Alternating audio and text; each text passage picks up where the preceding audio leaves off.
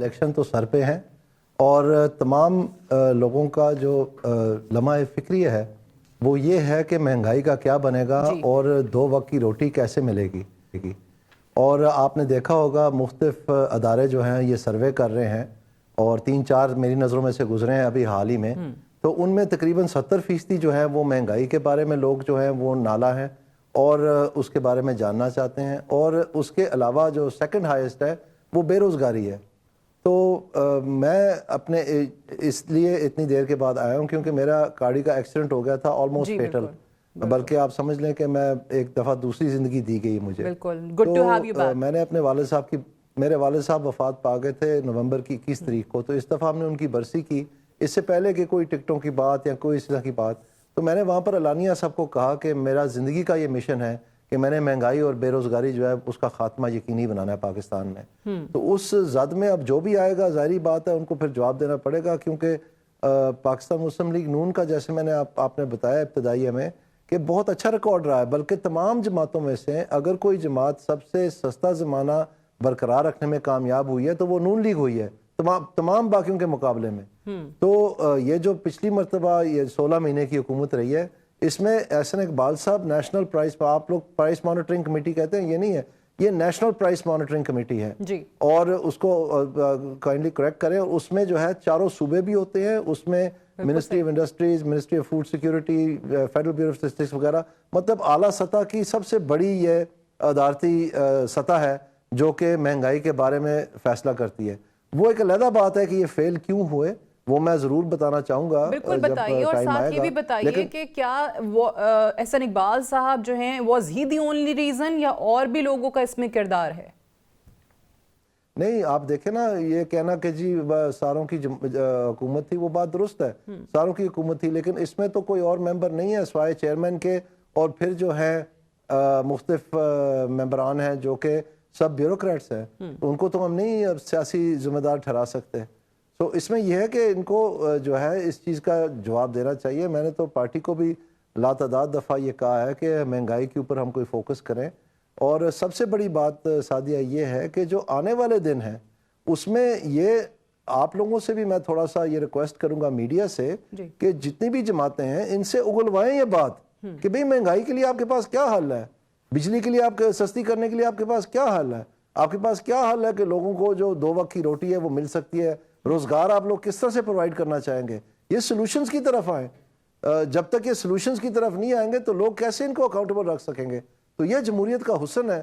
تو میڈیا جو ہے صرف یہ اپنا تھوڑا سا ان کو جیسے یہ الیکشن کی رپورٹنگ کرتے ہیں, سیل بناتے ہیں وغیرہ کرتے ہیں, ان کو تھوڑا سا انوکھے طریقے سے رسپونڈ کرنا پڑے گا کہ ساری جماعتوں کو مجبور کریں کہ وہ یہ بات سامنے لائیں کہ بھی آپ کے پاس ہے کیا, آپ کیا پروگرام لے کے چل رہے ہیں. یہ مینیفیسٹو کرنا نہ کرنا سارا بالکل صحیح ہے. وہ مینیفیسٹو بھی پروسیس ہے. دلچسپ بات تو یہ کہ وہ مینیفیسٹو کے بارے میں بھی بہت ہی کم لوگوں کو پارٹی کے بارے میں پتا ہوتا ہے کہ جی ہم کرنا کیا چاہ رہے ہیں, اور وہ آئیں بائیں شائیں ہم دیکھ بھی رہے ہوتے ہیں اپنے پروگرامز میں. بٹ دانیال عزیز صاحب, مہنگائی جیسے آپ نے کہا کہ اوبویسلی ایک سر فہرست موضوع ہے الیکشن کیمپین میں بھی, حلقوں میں بھی. آپ لوگ جائیں گے ووٹ مانگنے کے لیے تو سب سے پہلے یہی سوال ہوگا کہ بھئی آپ نے 16 مہینے ایک وزیر اعظم کو نکال کے تو آپ آ گئے, سارے اکٹھے ہو گئے, مہنگائی کا تو اور ستیہ ناش کر دیا. سو میں یہ پوچھ رہی ہوں کہ آپ جو احسن اقبال صاحب پہ بات کر رہے ہیں, کیا پارٹی میں کسی اور نے بھی اس حوالے سے بات کی ہے کہ ان کا کیا کردار تھا, اس کو دیکھنا چاہیے, اور کیوں ہم نہیں سن رہے ہیں, پوری پی ایم ایل این باقی کیوں خاموش ہے؟ دیکھیں جی, اس میں سب سے بڑی بات یہ ہے کہ میں خود, میرا بیچلرز اور ماسٹرز دونوں اکنامکس میں ہیں. میں باسٹن یونیورسٹی کا پڑھا ہوا ہوں. مجھے تقریباً 25 برس ہو گئے ہیں کہ میں پاکستان کی معیشت کو ہی سٹڈی کرتا ہوں, اور مختلف سینئر موسٹ عہدوں پہ میں رہا ہوں. تو میری اس چیز کو دیکھنا اور دوسروں کو اس چیز کو دیکھنا کا بڑا فرق ہے. اور ڈیٹیل میں جانا, ٹیکنیکلی اسپیسیفک ہونا, یہ وہی لوگ کر سکتے ہیں جن کے پاس ایک اس میں ٹرینڈ ہوں, کیونکہ یہ بڑے کمپلیکس اور پیچیدہ معاملات ہیں. تو یہ صرف ایک نوٹیفیکیشن نہیں, اس کے ٹی او آرز وغیرہ یہ ساری چیزیں ریسرچ کرنی, یہ کوئی اتنی پین لیتا ہی نہیں ہے. صرف کمپلین کرنا جو ہے نا سب کا شیوا ہے کہ جی یہ چیز نہیں ٹھیک ہے, وہ چیز نہیں ٹھیک ہے. جب آپ ان کو پوچھنے جائیں کہ اچھا جی اس کو ٹھیک کیسے کرنا ہے, تو پھر سب ہکے بکے رہ جاتے ہیں, اور کوئی چھت کی طرف دیکھ رہا ہے, کوئی زمین کی طرف دیکھ رہا ہے. تو اس لیے میں آپ کو یہ کہنا چاہتا ہوں کہ یہ چیزیں نشاندہی کرنا. اب آپ دیکھیں یہ جو نیشنل پرائس مانیٹرنگ کمیٹی ہے, جی. آپ اس کے ڈاکیومنٹس منگوا لیں, انٹرنیٹ پہ اویلیبل ہیں, اس کے ٹی او آرز پڑھ لیں, اس کی کانسٹیٹیوشنس پڑھ لیں کہ کون کون اس کا ممبر ہے, اس کی پریس کانفرنسز ہیں, پریس ریلیزز ہیں اور لاتعداد, ان میں پڑھ لیں کیا ڈسکس ہوا ہے اور کس قسم کے حل انہوں نے پیش کیے ہیں. اگر وہ حل فیل ہو گئے ہیں تو پھر نئے حل کیا ہیں, اور اگر وہ فیل ہوئے ہیں تو پھر وہ کیوں ہوئے ہیں, ان کو کس طرح سے بہتر کرنا ہے, یہ بات ہم سننا چاہتے ہیں نا جی. ٹھیک ہے, یہ کون بتائے گا, وہی بتا سکتے ہیں نا جو یہ کام کرتے رہے ہیں. ٹھیک ہے, آپ نے کہا کہ obviously آپ کا ان چیزوں کو دیکھنے کا یا سمجھنے کا زاویہ جو ہے وہ بالکل الگ ہے, باقی لوگوں کا الگ ہے. مجھے ہی بتائیے, ٹھیک ہے, he was heading the national price monitoring committee, at the same time ہم نے پی ایم ایل این کے ہی اکنامک ٹیم چینج ہوتے ہوئے دیکھی, یا اس کو ہیڈ کرنے والا شخص چینج ہوتے ہوئے دیکھا. مفتاح کو ہٹا کے اسحاق ڈار صاحب کو لایا گیا, سو وہ تھے فائنانس منسٹر, ان کا بھی کیا کوئی کردار بنتا ہے؟ کیونکہ اپیرنٹلی تو ایسے لگتا ہے کہ کل اگر پی ایم ایل این آتی بھی ہے تو ایک بار پھر سے وہی ہیڈ کر رہے ہوں گے, فائنانس منسٹر پھر وہی ہوں گے. یہ جو نیشنل پرائس مانیٹرنگ کمیٹی ہے جی, یہ پہلے فائنانس میں ہی ہوتی تھی, اس کے بعد یہ شفٹ کر دی گئی مفتاح صاحب کے دور میں پلاننگ میں. ٹھیک, اس طرح سے احسن اقبال صاحب اس کے ہیڈ بنے, اور اس کا جو نتیجہ ہے وہ آپ کہ قوم کیا بھگت رہی ہے. اور اگر یہ فائنانس کے پاس ہی رہتی تو حالات یہ نہیں ہوتے, یعنی اسحاق ڈار صاحب اگر دیکھ یہ نہیں میں کہہ سکتا, اس کی وجہ کچھ اور ہے, یہ میں نہیں کہہ سکتا, وہ ایک علیحدہ بحث ہے, وہ ضرور جلد میں کروں گا, لیکن یہ میں کہہ سکتا ہوں کہ کم از کم انہوں نے جو کچھ کرنا تھا وہ تو نہیں ہوا. چلیں, انہوں نے بطور نیشنل پرائس کنٹرول ہیڈ کے جو کرنا تھا وہ نہیں کیا, کیا اسحاق ڈار صاحب نے بطور فائنانس منسٹر وہ کیا جو ان کو کرنا چاہیے تھا؟ میں یہ جانتا ہوں کہ جب یہ national price monitoring committee finance میں تھی اور 2013 سے لے کے 2018 تک ہماری حکومت تھی, اس وقت آپ ریکارڈ نکال کے دیکھ لیں پاکستان مسلم لیگ نون کا, یہی میں کہہ رہا ہوں کہ پاکستان مسلم لیگ نون کا بہت اچھا ریکارڈ ہے مہنگائی کے روک تھام کے حوالے سے.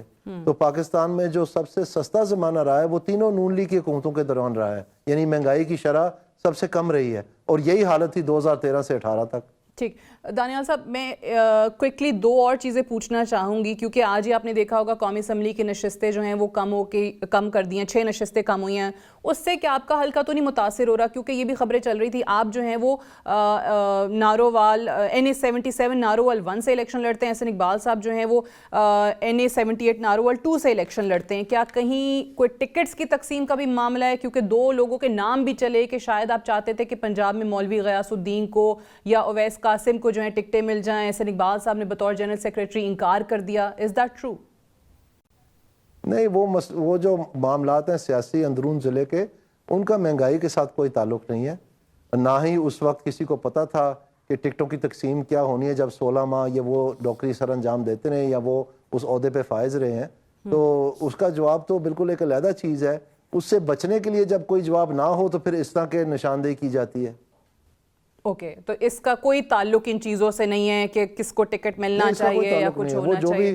وہ جو بھی پارٹی فیصلہ کرے گی وہ دیکھ لیں گے. اور اگر یہاں پہ آپ دونوں کے حلقوں میں سے کوئی ایک نشست کم ہوتی ہے تو پھر کیا ہوگا؟